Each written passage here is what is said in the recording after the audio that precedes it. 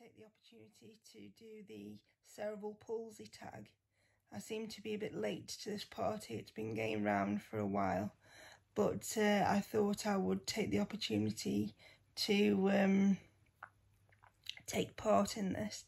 I saw the tag done by a vlogger called Emily Fierce, and I will link her channel below in the vlogs I like section. So here we go. The first question is, what type of cerebral palsy do you have? And I have a type of cerebral palsy called spastic diplegia.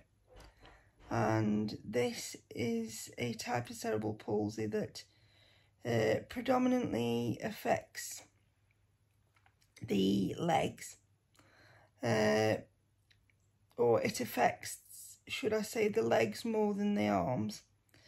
I have very tight muscles in my legs, and I have a sort of weak core, so I can't sit unaided.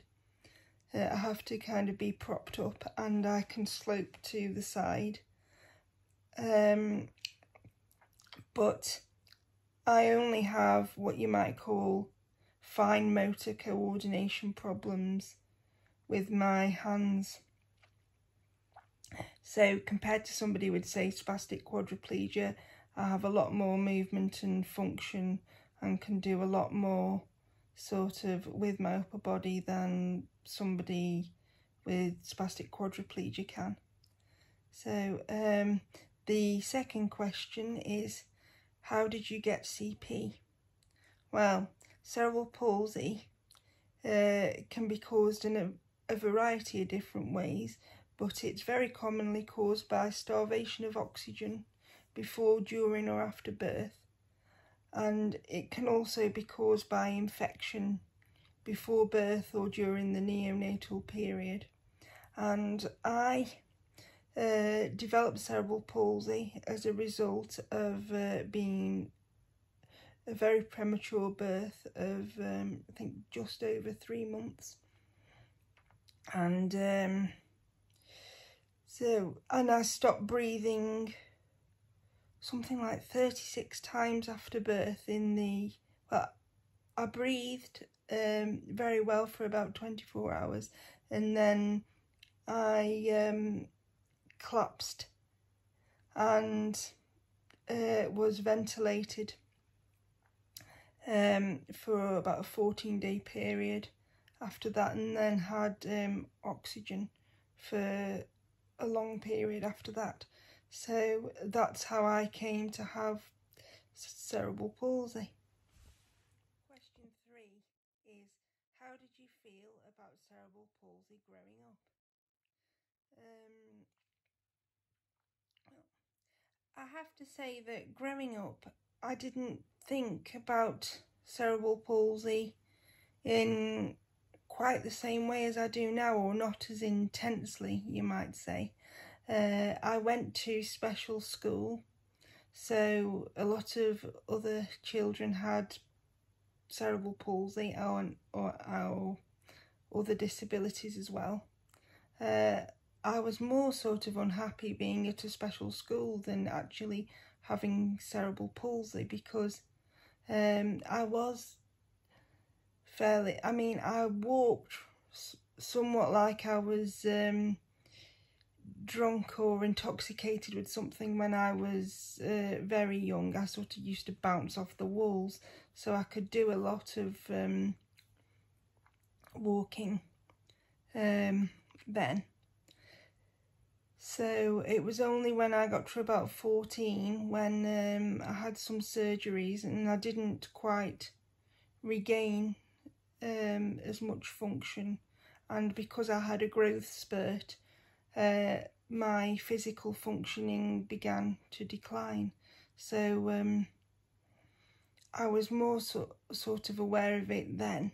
But when I was very little, I can remember thinking about it, but thinking about it more of a difference in terms of like having a different colour hair or eyes. It wasn't something that I thought about in a particularly negative way. I was more the thing I considered negatively the most is that also as a secondary condition to having cerebral palsy, I have some visual disturbances. Like I have, I think it's called nystagmus, which means my eyes can flick about, so it makes reading or sort of following text very difficult. And because of where the damage occurred in my brain, I have been left with a sort of acquired dyslexia. So reading and writing was a very difficult thing for me to do then, and there wasn't quite the access to assistive technology that there is now. Sometimes now as an adult I am more resentful of CP, or at least more resentful of the lack of support that adults get compared to children, particularly in the UK. So and I think support can actually alleviate some of the negative feelings you have towards your disability in that sense. If you can still sort of get about and do things as part of the world, then you don't feel as negative about things as you do, say, if you're stuck in the house, or as I've been for the last 18 months, I've been having to spend a lot of time in bed and things. Hopefully that's about to change soon. But yeah, so I didn't particularly feel negative and as a child, and when I got to 16, I was mainstreamed and was later able to get qualifications and then graduate university and go on to postgraduate study. So it gave me more of a positive focus, so I was pleased about that, really. The fourth question is, how has cerebral palsy impacted your life? Now, I've sort of given an overview of this in a couple of the other questions. I am unable to walk anymore, so I'm a full-time wheelchair user. I have a custom lightweight wheelchair that I use every day with like postural support and things. I can have problems transferring positions, so I use a tracking hoist, and I have carers to help with daily activities like getting dressed and preparing meals, because although I've got better gross motor function skills in my hands, some of the like fine motor control problems, particularly my left side, is weaker. So chopping up things like vegetables to make a meal is very difficult. Spreading butter onto bread is another one that's quite difficult, but I have a tip for that. If you find that difficult, by the way, and you don't happen to have a carer around and you don't mind it looking a bit odd or not perfect, if you use a teaspoon and you sort of put the butter on the back of the teaspoon and use that to spread, that can work well at a pinch, but it's still not as good as some able-bodied person doing it. But if you're really stuck, that might help some of you out. So I can have problems with showering and things like that. And I've also had other complications that are in a way related to cerebral palsy and slightly not. As well as cerebral palsy, I have what's called a minimal spina bifida, which is a sort of non-union of the spine. And I also have some inflammation and spinal damage from some previous surgeries apparently, so that's affected the movement of my lower body even more as I've grown. So maybe that can be thought of as a secondary condition. I also have a catheter because my bladder has failed, it doesn't work properly, and I have problems controlling it, so I have a indwelling urinary catheter for that. And I have some digestive issues for which I have had quite extensive surgery to my bowel, because I had something called a volvulus, which is where the bowel twists, and then you end up with an obstruction. So I now have a colostomy, but my digestion can be quite slow and I have to follow what's called a low residue diet. And I also have dyslexia, as I mentioned, and when I was younger I was much more resentful of that than I was of physical disability in a way, because going to a school for people with special needs, and this was a school primarily for people with physical disabilities and illnesses, because back when I was young, even people with like significant chronic illness could be sent to special education, particularly in the area where I lived, which is like a high deprivation area, and it was rather late to the party in terms of mainstreaming people. So that's kind of just how it was. Also, in terms of support I have for learning in daily life, I also have a sort of academic support worker or a personal support worker that helps me deal with paperwork and anything to do with study that's different to the age I have, that help me do like washing myself and dressing. So I have 2 hours a week that I devote to doing any kinds of paperwork to do with carers, or paperwork to do with any studying that I happen to be doing at the time, or writing my blog, or writing any kind, because I'm very keen on writing and things like that, and studying particularly. So I usually have some sort of course on the go, even if it's only a small online course. Question 5. Do you ever think about how your life would be without cerebral palsy? I think more about how my life would be without cerebral palsy now that I'm an adult.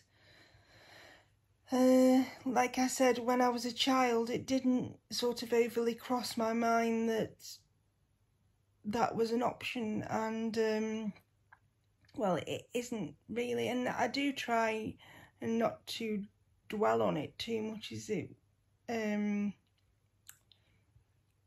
as there's nothing kind of to be gained by it. But I do wonder, you know, if I would look different and how my life would have sort of panned out differently, what I would have done maybe. And I know I think my parents thought about this more than me, because I suppose as a parent, when your child's born, you have like aspirations and, you know, ideas of how their life is going to be, and you don't in the first instance sort of think about your child having a disability, and then you maybe don't think about your child with a disability growing up to become like an independent adult and things.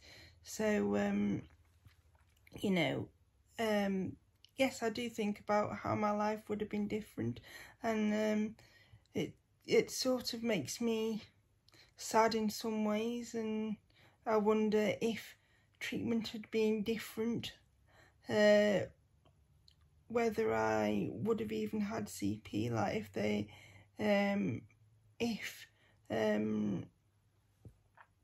you know, I hadn't been born when I was, if I'd have been born a few years later and they'd have been able to give you steroids to mature your lungs, and that happens now, or if they'd have listened to my mum when she first, or when she went back into labour after they'd stopped it a few times, and if they'd successfully managed to stop it for even a few more weeks, you know, and I'd managed to be born without cerebral palsy, or without the degree of damage that I sustained. So yes, I do think about it, but I do try and not to dwell on it too much. Question 6. Again, I've also sort of touched on in a previous question, was how was schooling in relation to cerebral palsy? Now, I was very unhappy in my school life because I went to special school and was bullied a lot, both by staff and students. Because at the time when I went to my school, it was predominantly for those with physical special needs, and I had a degree of learning disability like dyslexia, and that also wasn't sort of formally diagnosed until I was 18. So that made my life like more difficult, and it made me stand out within that population of students. So and I always felt sort of less than capable, or sort of not worthy of things. And that kind of thing sort of follows you through life, and it was a long time before I could kind of let the resentment of that kind of leave me and feel like I had a worthy brain, and a brain that was capable of doing things. So, and because when I went to school, independence was a big thing, so they like you to be able to do things on your own without using assistive device. There was a big thing about like the less assistance you needed, the better your life would turn out. So, and computers and things weren't as developed then as they are now, and the idea of sort of reasonable adjustments hadn't really been thought about. So if you couldn't sort of engage with the curriculum in a conventional way, you were kind of shot at. You ended up behind, and you didn't gain as much out of the educational system as you should have done. But now I make great use of assistive technology, and it's enhanced my life greatly, as has the availability of academic support workers and the appropriate sort of tuition to help me sort of mediate some of the difficulties I have and make the best of my strengths. So question 9 is, if you believe in God, has this helped you deal with having cerebral palsy? Well, I am a person of faith, and I have a Christian faith, and I come from a multi-denominational Christian background, both Catholic and Protestant, and I've also spent a lot of my time around people of other faiths, particularly people of the Jewish faith. So I have been influenced in many ways by other faiths as well, but I don't kind of relate my faith to having CP or not. I don't think that, say, I have cerebral palsy because of God, and I don't blame God for having it as such. I just think of it as it's just something that happened in life, kind of. If you are born with into a privileged background or a non-privileged background or wherever, it's just something that actually just happens to be part of your life, and there's not a lot you can do to change it in that way. It's just something that is part of your life, and it will influence your experience in many ways. It can influence your experience both positively and negatively, and you take those experiences in your life and make of them what you will. And question 10 is, if there was a pill to cure cerebral palsy, would you take it? And I think the answer to this question, I would have to say, would be yes. I think I probably would, although I can't imagine in many ways how my life would be without CP in it. But particularly because of how I'm affected as I age, and I've been very much affected by like my bones aging prematurely with osteoarthritis and loss of bone density and things like that. So I would I would definitely take the pill, because it would give me a greater access to life, and it would also enable me to help others more. And because I think as I age, I have also become more aware that I won't be able to help I have one surviving parent, and as my dad gets older, I am still very much reliant on his help, and I won't be able to help him as much when he ages, should he need it. So I would take it for that reason, I think, and because it's a profound worry to me to think about him as he ages, and that I won't be able to help him when he gets older. So I hope you've enjoyed this cerebral palsy tag video. I hope it enlightens you a bit and makes you think. It might be sort of a slightly negative video, but I hope it hasn't come across as too negative, and I hope that you can gain some information from it and sort of wider knowledge of CP. And I'll see you again in my next video.